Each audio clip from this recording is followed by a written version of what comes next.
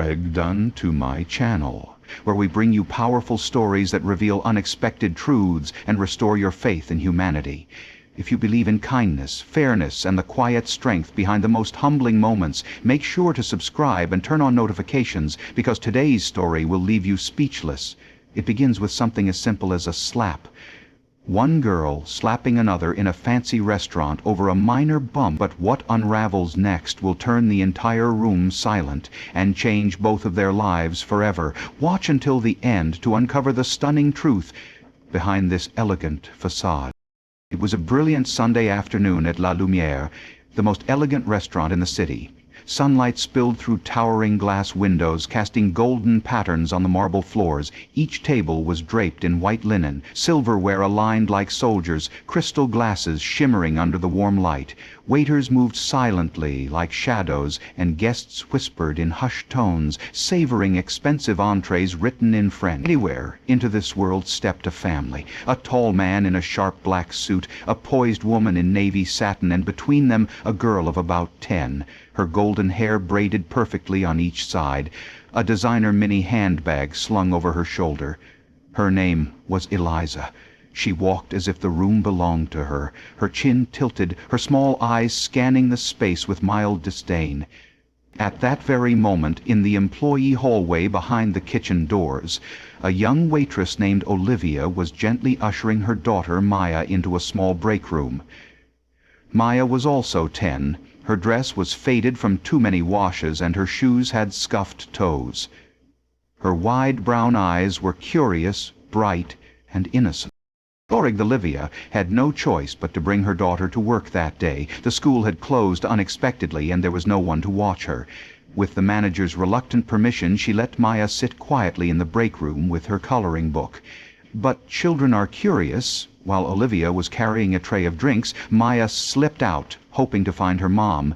She wandered through the maze of corridors, turned a corner, and, just as she stepped out from behind a wall, collided gently with someone. A soft gasp, the whisper of silk on the floor, and then silence.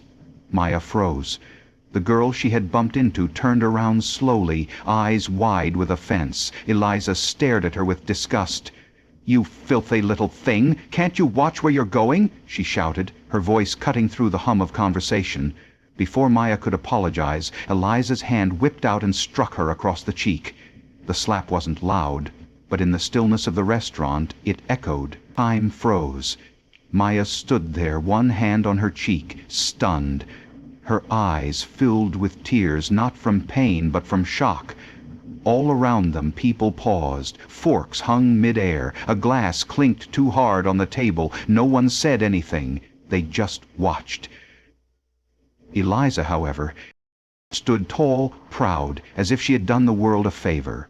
From the kitchen corridor a woman in uniform rushed over. It was Olivia. She pulled Maya back, shielding her with her arms. Her face was pale, her lips trembling, but her eyes burned with humiliation. A tall man, Eliza's father, Michael, walked up calmly and looked at Olivia with disdain. "Can't you teach your daughter manners? If she's ruined my child's scarf, you'll be paying for it," he said coldly. Olivia opened her mouth to speak, but the words wouldn't come. Maya just clung to her side, her cheek red, her small frame shaking. Then a new voice entered the room, quiet, measured, but firm. "She is my daughter." The whole restaurant turned to see a man standing in the far corner. He had been sitting alone, reading, unnoticed by nearly everyone. His name was Mr. Hayden, the reclusive, soft-spoken owner of La Lumière. People knew his name, but rarely saw his face. And yet there he stood now, walking slowly toward the scene. "Maya," he said again, "is my daughter." The silence deepened. Eyes widened. Even the waiters stopped moving. Mr. Hayden reached Olivia and Maya and gently placed a hand on the girl's shoulder. "You were very brave," he whispered to her, before straightening and turning to Eliza and her father. "And that girl you call your daughter," he said, his voice low but steady, "is not who you think she is." Confusion swept over Michael's face. "What are you talking about?" he snapped. Mr. Hayden looked directly at Eliza. "You, young lady, are the daughter of the restaurant manager, Annabelle Moore. She has worked under me for years." I had hoped she was raising you with more grace." Eliza blinked, her mouth falling open. "No," she said quietly. "That can't be. My mom says—" But she stopped. She looked at her father, then back at Mr. Hayden. The truth had landed before she could brace herself. Maya, the girl she slapped without hesitation, was the daughter of the restaurant's actual owner, a man more powerful and more respected than her parents ever were. And she, Eliza, was not the heiress of anything. She was just the manager's child, standing in a borrowed world of chandeliers and gold-edged menus. The restaurant seemed to breathe again. Glasses clinked, whispers returned, and yet something fundamental had shifted. The slap had not just reddened a cheek, it had exposed pride, prejudice, and the fragile illusions of class. And that was only the beginning. After the confrontation in the restaurant, a ripple of silence passed through the kitchen, the dining room, and the very bones of La Lumière itself.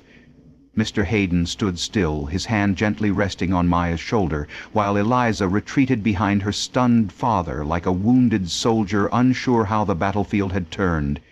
Olivia, still trembling, looked up at the man she had once loved, and perhaps still did, but said nothing. The truth, long buried under years of sacrifice and quiet understanding, had finally been unearthed in the most public, most unforgiving of places.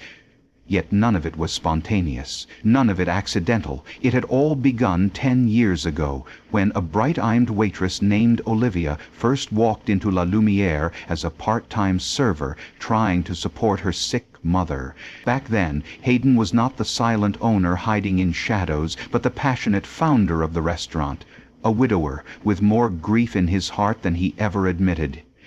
His wife had died during childbirth, and the child, a girl, had not survived either. Or so he was told, but fate has a strange way of rebalancing the scales.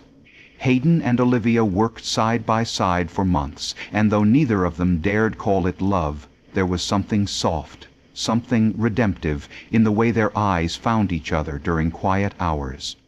When Olivia discovered she was pregnant, everything changed. Hayden, afraid of losing another family, insisted she keep it private. He would provide, support her from a distance, but he couldn't go through another heartbreak if something went wrong. Olivia, hurt but understanding, agreed, but only if the child would grow up knowing love, not secrecy or shame. And so Maya was born, quietly, without press releases or grand announcements, raised as Olivia's daughter alone, while Hayden watched from afar. He would visit the break room during late shifts just to leave a small book or new shoes, pretending to check. He memorized her favorite snack, the way she scrunched her nose when nervous, how she hummed softly while drawing. He lived on borrowed fatherhood, the kind that exists in shadows, unrecognized but deeply real. But Hayden also watched Eliza grow. As the daughter of his restaurant manager, Annabelle, Eliza had always carried a certain sense of entitlement. Annabelle herself was efficient but cold, believing her role gave her more power than it did. Over time she encouraged Eliza to believe she was special, above the waitstaff, better than children like Maya. Hayden tried to correct this gently, raising questions, giving anonymous feedback, but nothing changed. In truth, he had wanted to protect Maya from that kind of world, from cruelty wrapped in designer shoes and sugar-coated arrogance. But he never imagined it would come to this, a slap, a public humiliation, a brutal reminder of the very inequality he had tried to shield her from. That night, after the last dish had been washed and the chairs were turned upside down on empty tables, Hayden called Olivia into his office. Maya sat curled on a small couch in the corner, asleep, with a soft toy she'd found in the lost-and-found bin. Olivia stood by the door, still wearing her apron, her eyes dull from exhaustion and pain.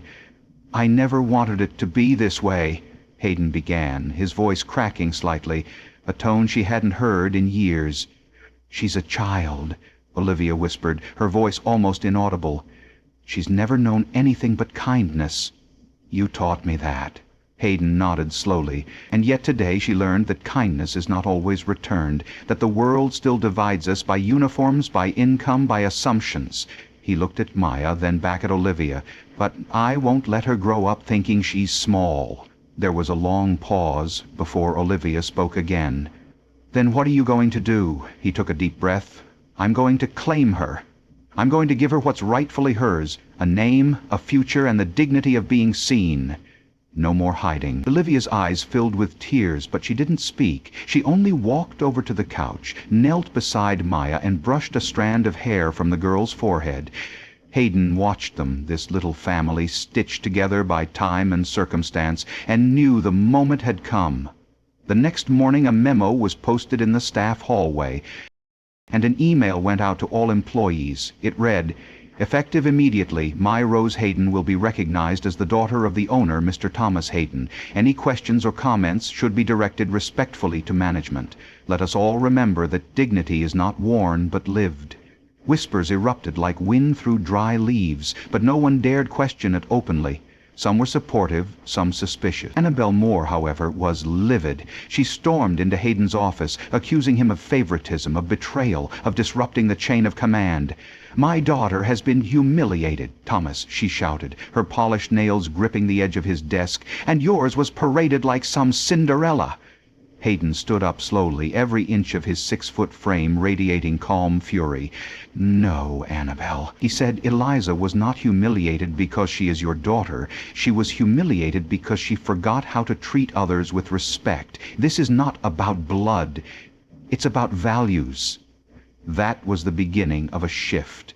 Eliza, once the unofficial princess of La Lumière, found herself under new rules. She was asked to join the summer mentorship program in the kitchen, side by side with other children of employees, including Maya. At first she resisted, angry, defiant, snobbish, but the dining hall had a way of humbling even the proudest souls, and Maya, soft-hearted as she was, never held a grudge. She offered Eliza a cupcake she had decorated herself. "It's not poisoned," she giggled.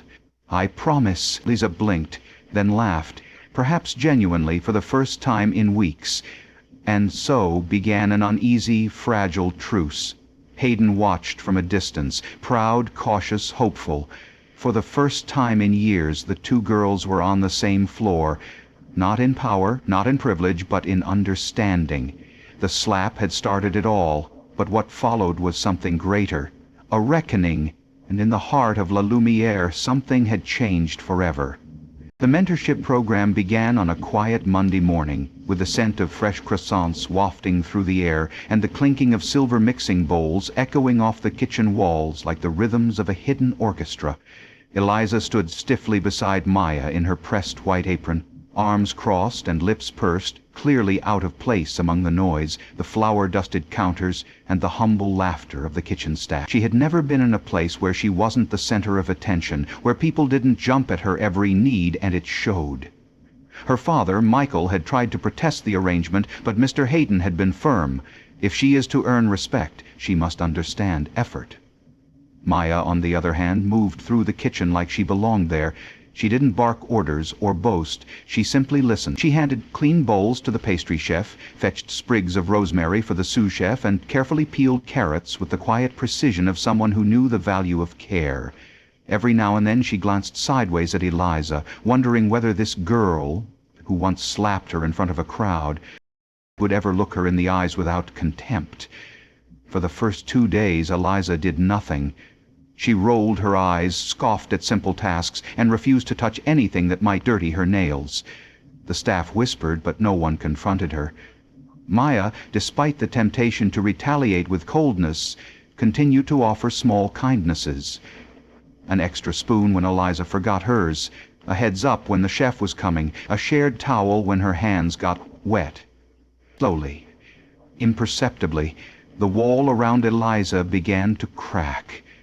It was on the 3rd day that things shifted. Chef Mateo, a stern but fair man with years of culinary experience, handed Eliza a tray of cracked eggs and said, "Separate the whites from the yolks, cleanly. We don't waste." Eliza rolled her eyes. "That's like disgusting." Maya stepped in. "Here," she said softly, guiding Eliza's hand. "If you crack it gently on the side, let the white fall through your fingers. It's messy but kind of fun once you get used to it. Eliza hesitated, then did as shown, watching the golden yolk wobble in her palm. She giggled just once, quickly. But Maya saw it. That was the first time Eliza said thank you. The days passed. The heat in the kitchen became familiar. The burns on the fingers began to feel like badges of honor, and Eliza, though still prone to complaints, started asking questions. Why do we cook the tomatoes before blending them? What's the difference between sea salt and kosher salt? Do you think Chef Mateo likes anyone? Maya answered patiently, sometimes laughing, sometimes offering stories about her mom and how they made pancakes together every Sunday. And Eliza listened, really listened, like she hadn't listened to anyone in years. On the 8th day, while the two were cleaning the herb rack, Eliza whispered, "You're not what I thought you were." Maya paused. "What did you think I was?" Eliza looked down. Someone who didn't belong here. Someone beneath me. The words hung heavy in the air, sticky like humidity before a storm. Maya didn't get angry. She just nodded.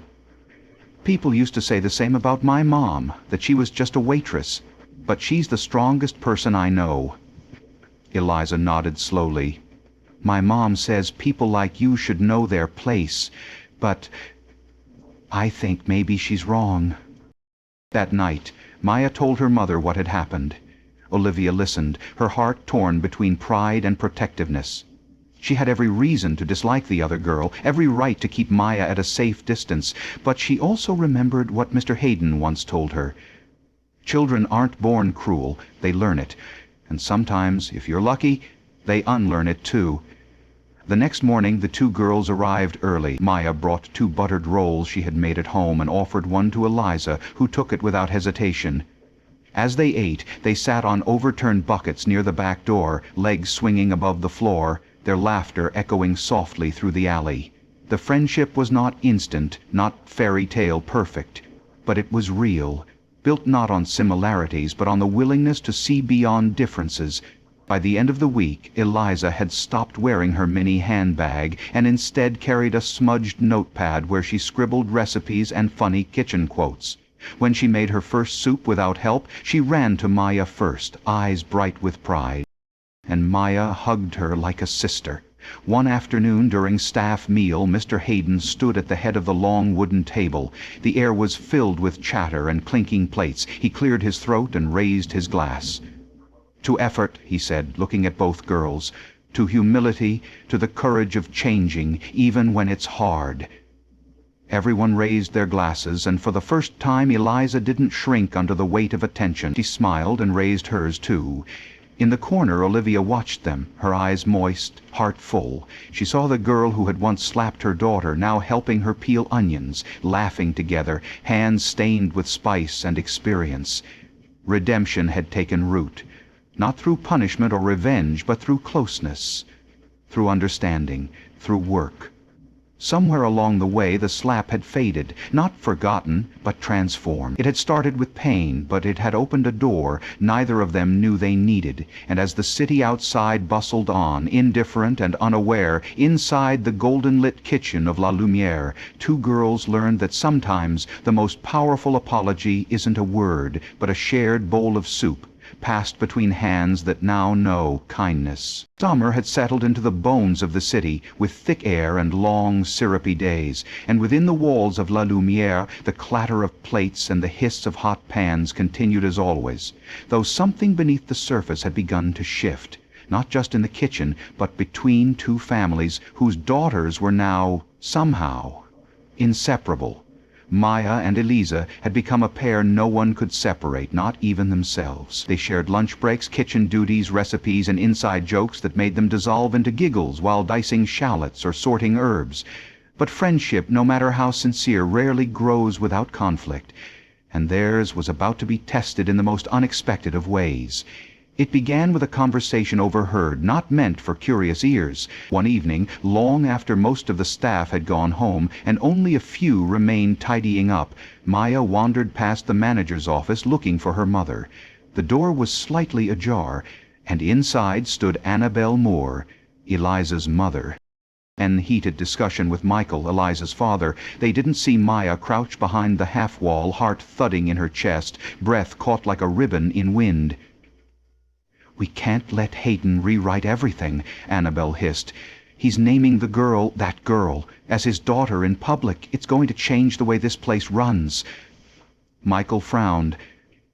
"He's the owner. It's his right. It's favoritism," she snapped. Olivia was a waitress. Just a waitress. Now her child gets to inherit everything while we— She paused, seething. "We built this place's reputation, and don't you think for 1 second Eliza will take this lightly. You saw how they laughed together. She's changing. She's forgetting who she is." "Maybe that's not a bad thing," Michael said quietly, and in that moment Maya saw something in his face. Doubt, maybe shame, a flicker of decency trying to find its way out of a hardened shell. But Annabel's words burned. Maya ran back down the hallway, past the simmering soup pot and the baskets of fresh baguettes, straight into Olivia's arms. That night she didn't say anything. She didn't know how. How do you tell your mother that the people who once insulted you are now plotting to erase you again, not with slaps, but with whispers and power plays? Instead, she clung to her mother's side as Olivia locked up the restaurant, pretending the world was still the same. But the next morning Maya couldn't keep it in. As they waited for the ovens to preheat, she turned to Eliza and, her voice trembling, asked, "Do you think your mom likes me?" Eliza paused. I don't know. She doesn't really like anyone." "I heard her," Maya whispered. "Last night she said I shouldn't be your friend, that I don't belong here." Eliza blinked, stunned, her face flushing with something between confusion and embarrassment. She wouldn't say that." "She did," Maya said, "and she said I was just a waitress's daughter." The silence that followed was heavier than any slap. Eliza turned away, her hands tightening into small fists, and without a word she left the kitchen. Maya didn't chase her. For the first time since they became friends, it felt like a wall had reappeared, tall, old, and built from things that girls shouldn't have to carry. Hours passed. The kitchen buzzed around them, but they didn't speak. Maya kept her head down, working alongside her mom, her smile gone, her voice hollow. Eliza stayed near the front, helping with plating, silent and tense. Mr. Hayden noticed. He noticed everything. That evening, as the last dessert was served and the chairs were turned again, he sat both girls down at the same table. The lights were dim, the restaurant quiet. Outside, the street lamps flickered into life one by one. "You both have something very rare," he said gently. "You have a chance to unlearn the world your parents built." The girls looked at him, eyes wide. "My mother thinks Maya is beneath us," Eliza admitted, shame bleeding into her words. "But she's wrong. I know she's wrong. And your knowing," Hayden said, "is what makes the difference. You have a choice." Maya turned to Eliza, her voice small. "Do you still want to be my friend?" Eliza looked at her for a long moment, then reached into her apron pocket and pulled out a piece of parchment paper. On it, a drawing. 2 girls holding hands in front of a kitchen, with a banner above them that read, "Best Chefs Ever." "I made this yesterday," Eliza said, "before I knew what my mom said, before I heard your heart break." Maya's eyes watered. She nodded. And then they hugged silently, arms tight, fingers clutching at each other like anchors in a storm. But the story didn't end there. The next morning, during the staff meeting, Eliza stood up, nervous, cheeks flushed, voice trembling, and said, "I'd like to apologize. To Maya, to the staff. My family made this place harder for some of you. I made it harder. But I'm learning. I promise I'm learning." The room, silent at first, began to murmur. One by one the chefs and servers nodded. Even Chef Mateo cracked the faintest smile. Annabel, watching from the side, said nothing. Her jaw tightened, her pride bruised. But Mr. Hayden leaned forward, folded his hands, and said, "That took courage, Eliza, and we will hold you to it." From that day on, the girls were no longer known as the slap and the silence. They were a team. They had each earned the respect of a kitchen that didn't forgive easily. They had crossed a line that many adults never dared, and perhaps most importantly, they had proven that family names and titles mean nothing if you cannot look someone in the eye and see their worth. Together, they began writing recipes for the summer menu, one dish named Second Chances, another called Kindness on Fire, and while the adults upstairs still whispered about legacy and inheritance, 2 10-year-old girls below were busy building something far more powerful. A new kind of future. The first article appeared 3 days after Eliza's public apology, tucked inside a local tabloid with the headline, "Daughter of Restaurant Manager Slaps Owner's Secret Child. Is La Lumiere Playing Favorites?" What began as a hushed incident inside the walls of a fine dining sanctuary had somehow spilled into the streets, into the hands of journalists hungry for controversy, and into the digital veins of social media where outrage bloomed like wildfire. By noon there were a dozen opinion pieces. Rich kid assaults poor girl, gets kitchen internship instead of consequences. Others twisted the narrative even further. Nepotism in fine dining? La Lumiere owner accused of using daughter to clean up brand. The worst of it came when someone leaked the restaurant's internal memo acknowledging Maya as Mr. Hayden's daughter. That single sentence ignited a frenzy. Some accused him of grooming his illegitimate child into power. Others claimed Eliza had been made the scapegoat in a reverse class war, and within hours La Lumiere's once golden reputation began to crack. Beneath the pressure of scandal and speculation, protesters stood outside the restaurant gates by the end of the week, holding signs that read, "Power to the Workers," while others bore images of Eliza and Maya side by side with the caption, "Privilege versus Pluck."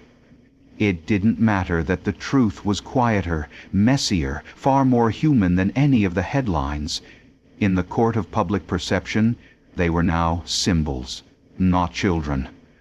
Mr. Hayden called an emergency meeting in the upstairs office. Olivia sat to his left, her jaw clenched and eyes tired from nights of worry. Annabelle Moore sat opposite, arms folded tightly, her expression unreadable.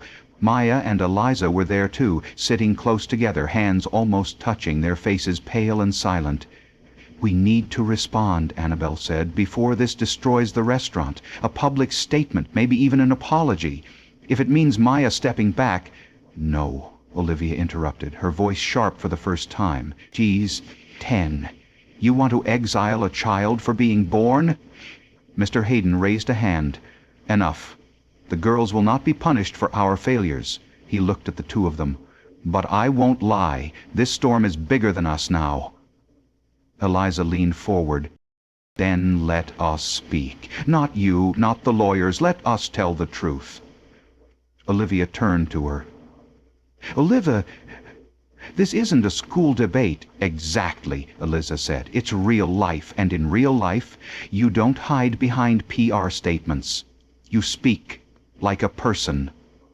Maya nodded. "We want to say something. Together." And so they did. The next evening, in a video shot in the main dining hall of La Lumiere, the two girls sat side by side on high stools wearing white aprons. Behind them, the restaurant looked just as it always did, elegant, warm, dignified. But it was their faces that stole the frame. Maya spoke first. "My name is Maya. I'm 10 years old. I love chocolate croissants, the smell of garlic and olive oil, and I want to be a chef like my mom. Yes, Mr. Hayden is my father. But that's not why I'm here. I've worked in this kitchen every summer with the team because I love it. Because they treat me like I matter." Then Eliza spoke. "My name is Eliza. I'm also 10. I made a mistake, a big one. I thought I was better than Maya, and I was wrong. I slapped her, and I will always regret it. But she forgave me, and she taught me what respect really means. No one made us friends. We chose it, and we're still choosing it, even now." The video was posted online with no fanfare, no hashtags, no marketing, just the raw, unfiltered honesty of two girls refusing to be turned into pawns. By morning it had over 2 million views. Comments flooded in, some cruel, most kind. Parents shared it with their children. Teachers showed it in classrooms. A national news anchor called it a master class in humility and courage. And slowly the noise changed. The protests faded, the articles turned reflective, even the tabloids began calling it the forgiveness video. Inside the restaurant, the staff noticed a new energy. Guests returned, curious not just about the menu, but about the story. One man left a tip with a note. For Maya and Eliza, thank you for reminding us that dignity isn't a brand, it's a choice. But not everyone was willing to let go. Annabelle Moore submitted her resignation 1 week later, citing creative differences. Mr. Hayden accepted it without bitterness, only reminding her that pride is best worn soft, not sharp. Michael took Eliza aside that night and, for the first time, apologized. "I let the world teach me who was worth more," he said. "I'm glad you're learning to unlearn that." Eliza hugged him, holding on longer than expected. Maya, too, had her moment. One evening, as she stirred risotto beside Chef Mateo, he grunted, "Not bad, kid. You've got hands like your mother's. Steady." It wasn't much, but it was everything. And so the restaurant healed. Not instantly, not cleanly, but deeply. Eliza and Maya returned to their kitchen shifts, their friendship now hardened in fire. They created a dessert together called Bittersweet Truth. Dark chocolate mousse with a pinch of chili and a swirl of cream. It became the house favorite. Guests asked about it. The girls simply smiled. "It's a little sharp, but it's worth it." In a world quick to label, quick to judge, quick to divide, 2 10-year-old girls had chosen something else, to walk side by side, to speak truth with trembling voices, and to remind everyone watching that grace isn't inherited. It's practiced. It was a rainy Tuesday morning when the letter arrived, a thick, cream-colored envelope embossed with gold script that shimmered faintly even under the gray light streaming through the restaurant's tall windows. Olivia found it waiting in her locker, addressed not to her but to Miss Maya Rose Hayden, in handwriting so elegant it made her pause. She opened it carefully, her fingers trembling just enough to wrinkle the edge of the paper. And as her eyes scanned the words, her breath caught. She stood still for nearly a full minute before walking silently into the kitchen, where Maya was helping Chef Mateo line a tray of tart shells. She handed the letter to her daughter without a word. Maya read it, blinked once, then twice, before whispering, "They want me?" The letter was from the Rosewood Culinary Conservatory, one of the most prestigious institutions in the country, not just for its advanced culinary curriculum, but for its rare youth summer program, which accepted only a handful of prodigious children each year. Someone had seen the forgiveness video. Someone had tasted the dessert called Bittersweet Truth during a visit to La Lumiere, and someone had written to invite a 10-year-old girl from a single-mother home, a child who had once been slapped in a restaurant, to come and learn from the best. Eliza was the first person Maya told. They sat together on the marble steps behind the restaurant where deliveries came and staff often took quiet breaks. The rain had stopped, leaving the air smelling of rosemary and asphalt. Maya held the letter close to her chest, her eyes full of light and uncertainty. "It's a whole summer," she said. 3 months. In another state. I'd have to leave you and Mom." Eliza nodded, chewing the inside of her cheek. She didn't say anything right away. She wanted to say she was proud, that Maya deserved this, that no one else in the world could carry a chef's knife and a heart that big at the same time. But what came out instead was quieter. "Will you forget me?" Maya looked up sharply. "Never." Still, something in Eliza's voice was strange. Later that evening, Eliza went to her room and stared at a blank page in her notebook, the one where she usually scribbled flavor ideas and little poems about parsley and pepper. But now her pen hesitated. That night she overheard her parents whispering again. "She's gonna outgrow us," Annabelle's voice said, though it sounded more like fear than resentment this time. "That girl's going to places we'll never see." "And maybe that's the point," Michael replied. "Maybe that's why she came into our lives." The next morning, Eliza did something unexpected. She asked Mr. Hayden if they could meet privately. He said yes, of course, and led her into his small glass office with the window view of the kitchen, the place where he watched the soul of his restaurant beat, day in and day out. Eliza sat on the edge of the chair, her legs swinging nervously. "I want to nominate someone," she said, "for the other spot." Mr. Hayden raised an eyebrow. "Other spot?" "The conservatory," Eliza clarified. "They have a companion scholarship. I checked. It's hidden on their website. Only one student can bring someone with them, like an assistant, a peer. I think they call it a parallel learning grant. And I want it to be me." Mr. Hayden leaned back in his chair, surprised. "Eliza, that's a commitment. It's not a vacation. It's long hours and real pressure. You'd be leaving your family, too." "I know," she said, "but I want to earn this, not because I'm your manager's daughter. Because I want to stand beside Maya, not behind her, but want to help her and learn from her." Mr. Hayden looked at her for a long moment, something soft in his expression. "You do understand what you're asking for, don't you?" "Yes," Eliza said. "I'm asking for the chance to become someone better." The 2 letters went out the next day. By Friday, the official responses came back. Accepted. Both of them. Maya and Eliza. The girl from the shadows of the kitchen and the girl who once thought the world was her mirror. They hugged each other so hard that Olivia teared up in the hallway.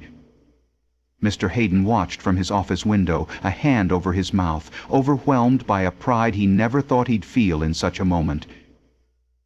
The restaurant held a farewell dinner that weekend, not grand, not extravagant, but honest.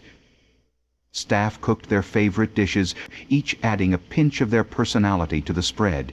Chef Mateo roasted lamb with cinnamon. Olivia made Maya's favorite apple galette.